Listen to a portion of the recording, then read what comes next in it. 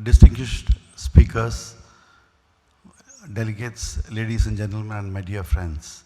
Good afternoon to all of you. I'm going to speak on a subject which is totally different from what you have been hearing all the while. This is something related to the development of a deep water port at the southernmost tip of India, which is going to be a transshipment terminal for India.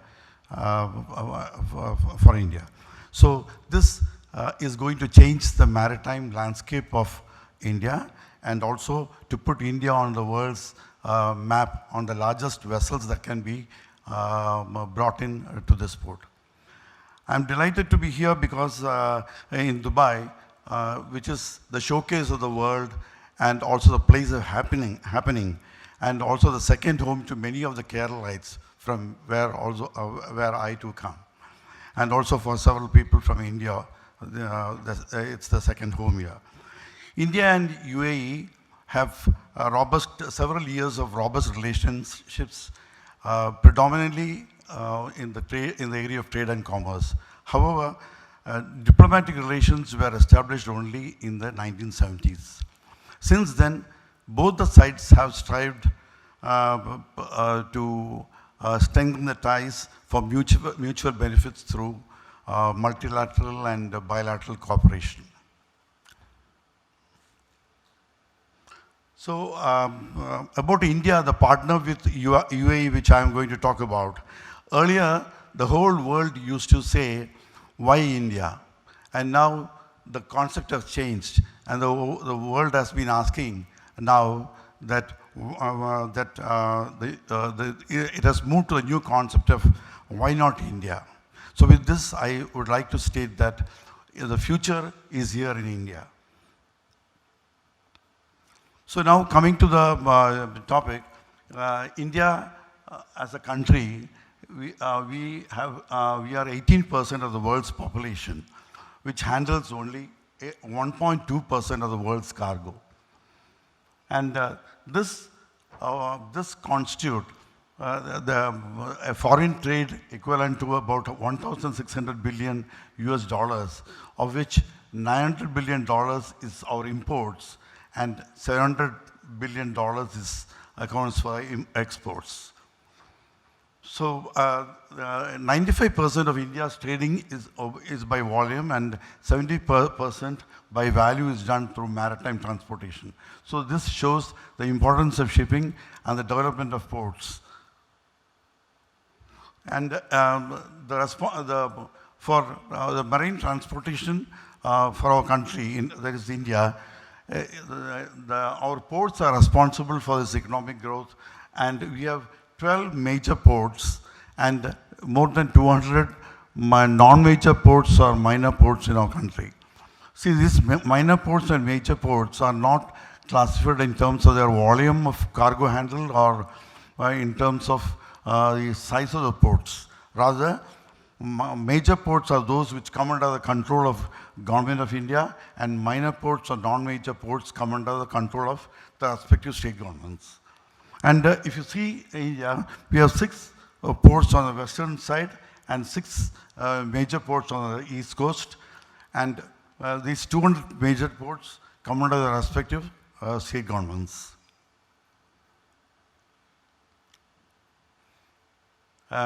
Now coming to the container trade in India, I'm talking only mainly on containers because Vizhinjam port, which I'm going to talk about, is mainly to do with container business.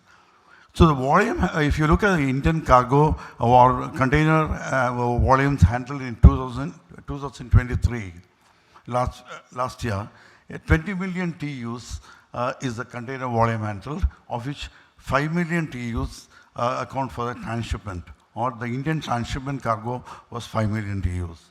And if you see the level of containerization in India, it is only 22%, where the world standards have reached 80%. So it shows that how much India has to go in terms of developing the port capabilities and also increasing the number of ports required to cater to the container handling. Now, coming to the transshipment share, See, India's transshipment volume or transshipped cargo volume is 75, is about, earlier I said 5 million TEUs, of which 25% which constitutes 25% of the total volume of containers handled in the country. And 25% of India's cargo transshipment is done directly by our Indian ports, and the 75% is done by the foreign ports like Dubai, Colombo, Singapore, Salalah, Malaysia, and these ports. The reason is because we don't have a deep water transshipment port to cater to the large vessels carrying containers which are plying along the important shipping lanes. And so the need of a container transshipment terminal was felt since long. And the main drawback of the India's maritime sector with regard to container transportation was the absence of a deep water container transshipment port. So due to economies of scale and increase in vessel sizes, we needed more deep water ports close to the international shipping lanes, especially for container transshipment. And as I said earlier, nearly 75% of the Indian transshipment cargo is handled at other ports.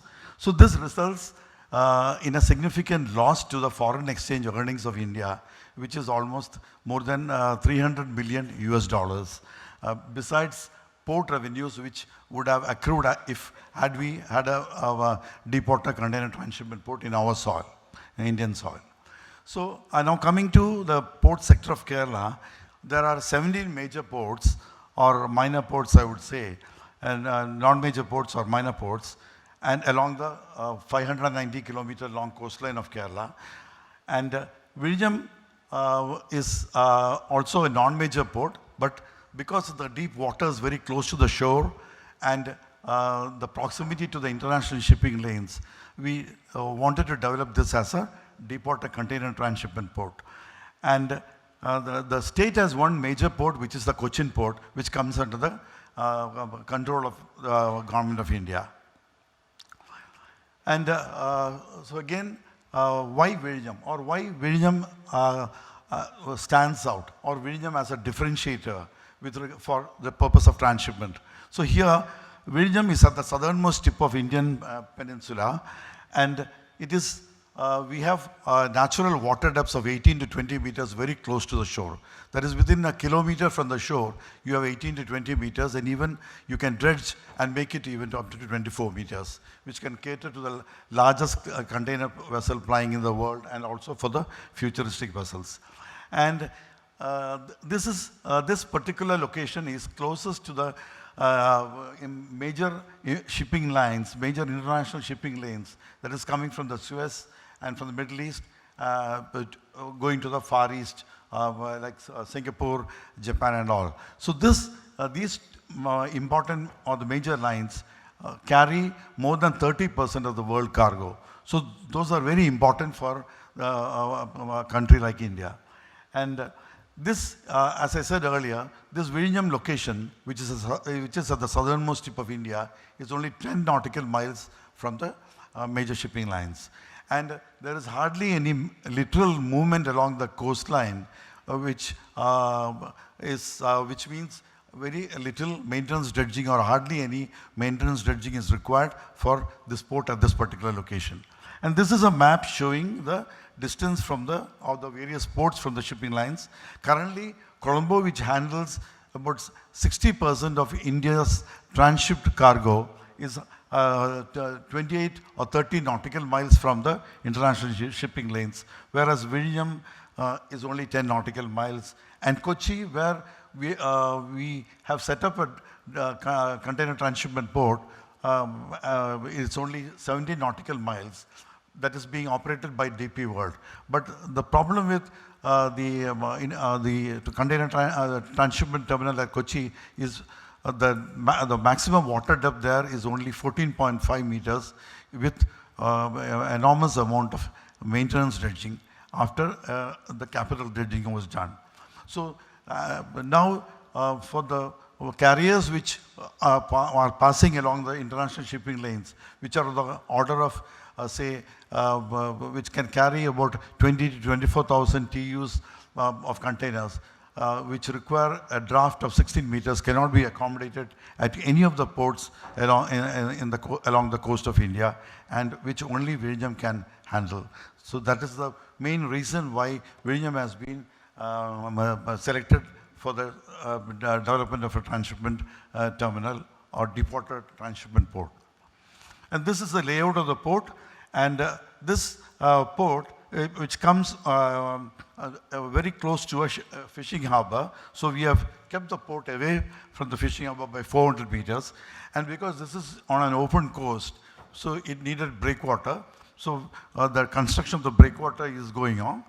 So we, in the first phase, the port would be able to handle about 1 million TEUs, which will be ready for commissioning by the end of this year.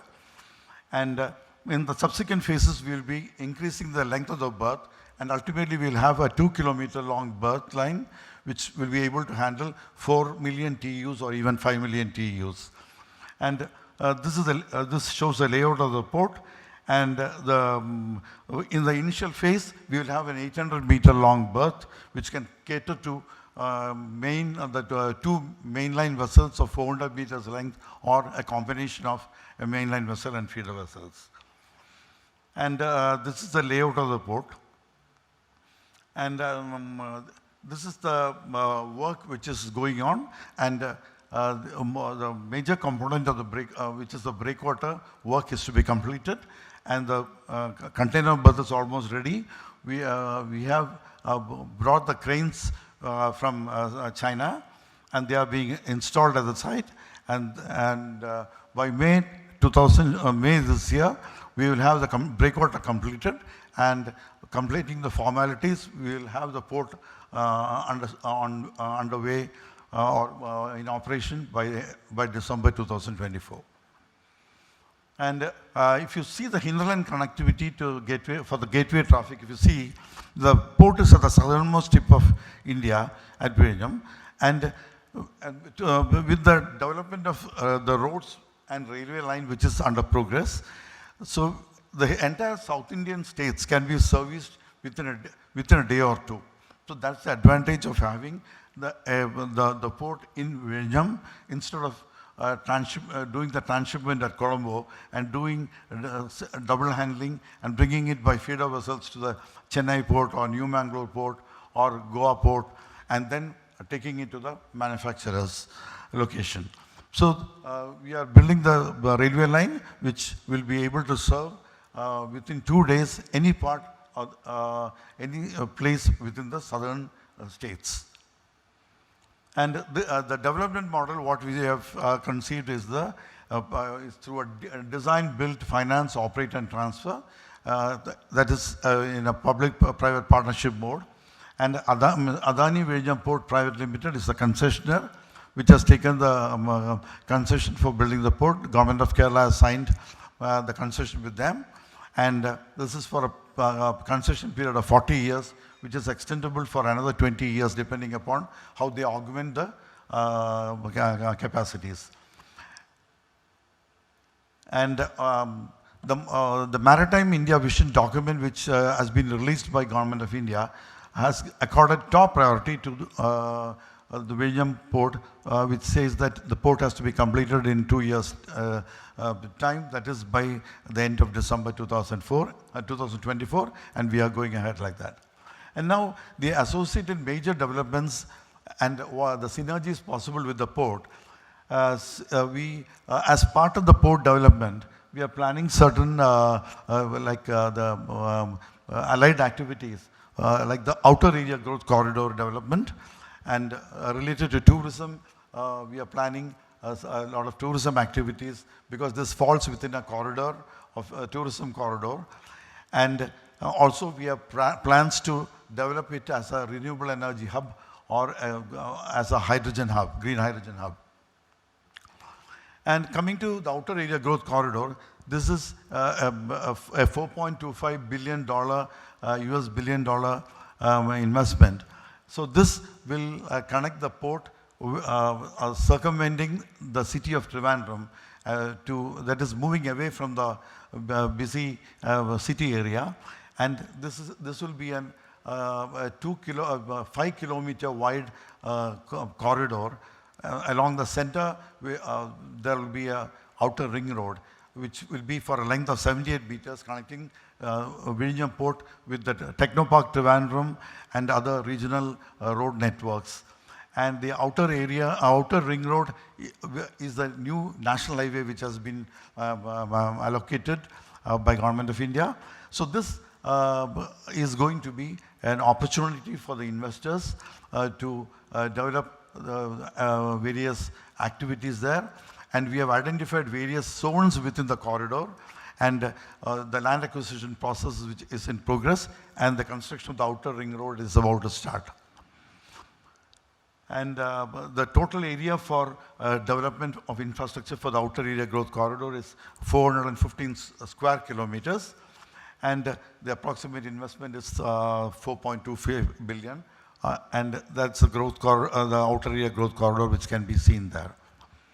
And this outer area growth corridor will be connected to the airport as well as the other economic zones available within the region. And coming to tourism activity, Kerala is one of the most sought after tourism destinations. So we intend to develop tourism also along with the port to promote cruise tourism. And the Kovalam, which is one of the most sought after destinations, is very close to Vizhinjam, hardly 2 kilometers from this particular site. And this seaport is going to give a boost to the various forms of tourism. Apart from cruise, the marine-based activities along that corridor, the tourism corridor, and experiential tourism. There are a lot of activities planned. And we also intend to collaborate with various agencies and developers and investors for cultural exchanges and tourism packages. So there's a lot of potential with regard to tourism, and especially interlinked to this particular port development. And coming to renewable energy and green hydrogen,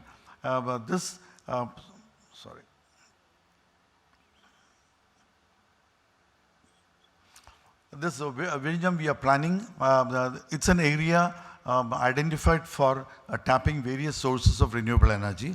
We have already tried out a demonstration wave power plant at Vizhinjam, which was successful in the 90s. So taking cue from that, we are now planning to set up a floating wave power device in collaborating with an US company and IIT Madras. So that will be put in place within 2 years' time, and that will be an 1 megawatt plant. If that is successful, we will have a series of plants putting along that is off the port, parallel to the shore. And other sources like solar, wherever land is available, and otherwise the floating solar panels will be installed at various locations, at various places, and even from other port locations where there are unnavigable waterways, we intend to put floating solar panels to generate power and then wheel it to this particular site.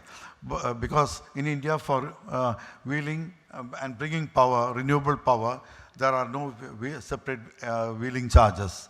And apart from wave and solar, we also intend to deploy offshore wind power plants, which will also be able to generate energy. So all these put together will be able to generate renewable power, and thereby we intend to put this infrastructure to produce green hydrogen, for which we are already having discussions with several port operators like the Port of Rotterdam, Hamburg Port, and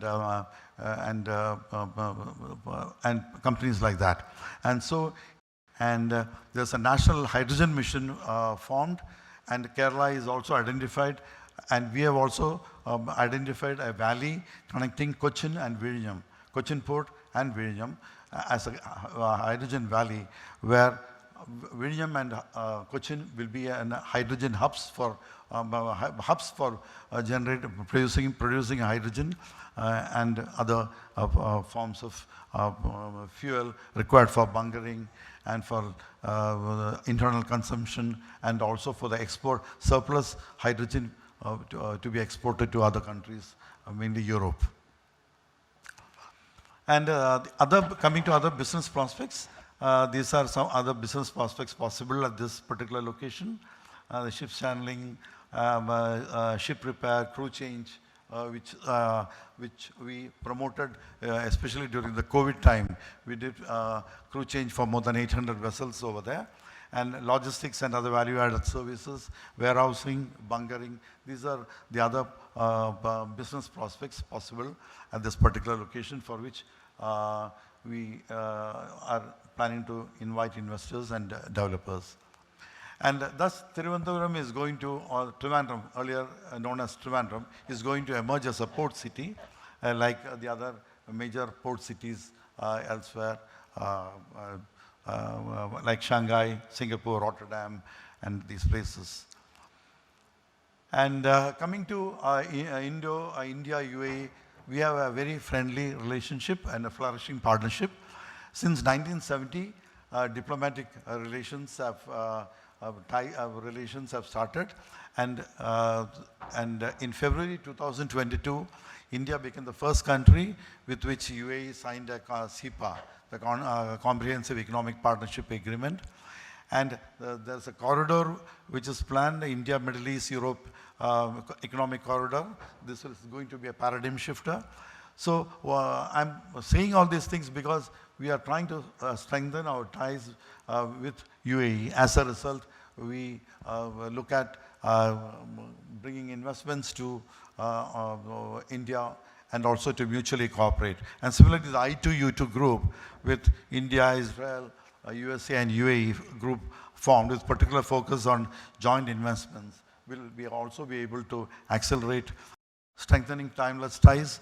We have created a lot of commercial and cultural links to promote ties between Kerala, especially Kerala and UAE. And several Kerala's ancient ports had thriving partnerships with the Middle East since centuries ago.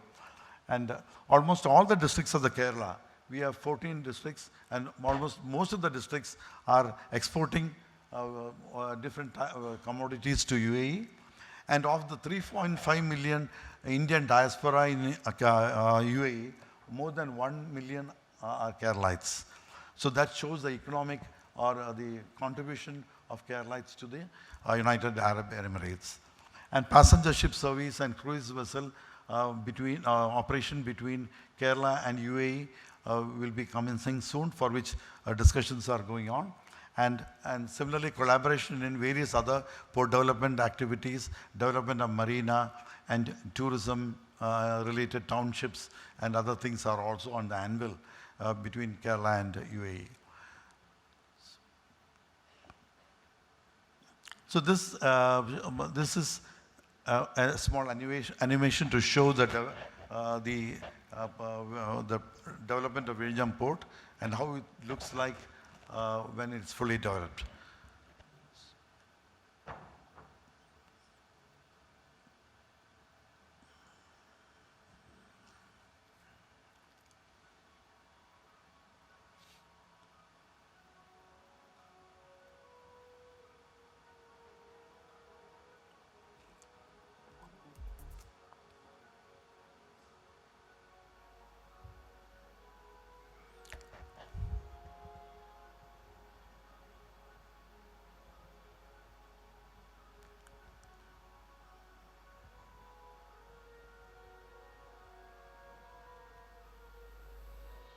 And this is the approach road to the port. This is actually made to scale.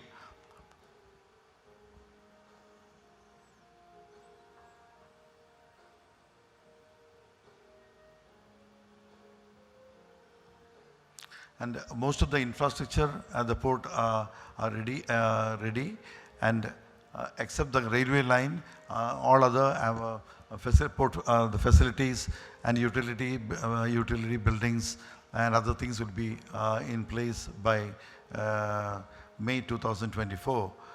This May, and by December the port will be commissioned, and this is definitely going to change the landscape of the region and also in terms of transshipment.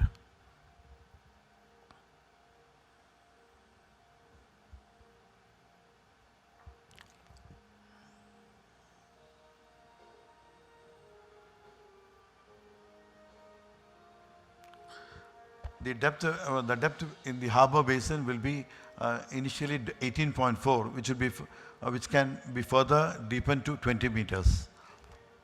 And this can cater to the world's largest container vessel plying in this route.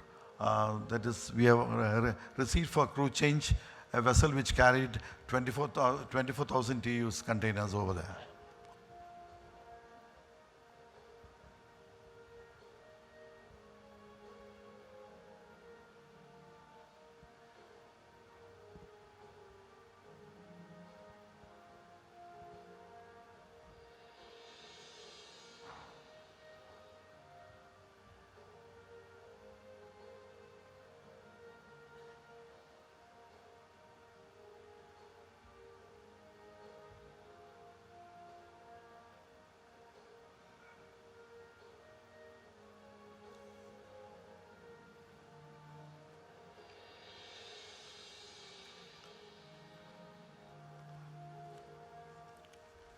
So thank you so much for listening. Yeah. I'm open for questions if any.